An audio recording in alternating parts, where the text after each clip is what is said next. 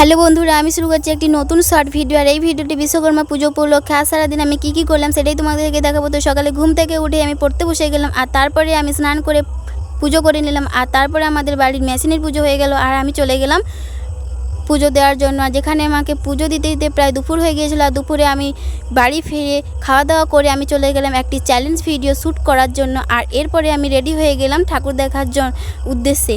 আর ঠাকুর দেখতে যাওয়ার সময় আমি রাস্তায় এইভাবে পাগলামো করতে করতে যাচ্ছিলাম। এরপরে আমরা গাড়িতে উঠে পড়লাম, আর গাড়ি থেকে নেমেই আমি চলে গেলাম আমাদের স্কুলে। আর আমাদের স্কুলে একটা পুজো হচ্ছিল, কারণ আমাদের স্কুলে একটি সাবজেক্ট আছে যে অটোমোবাইল।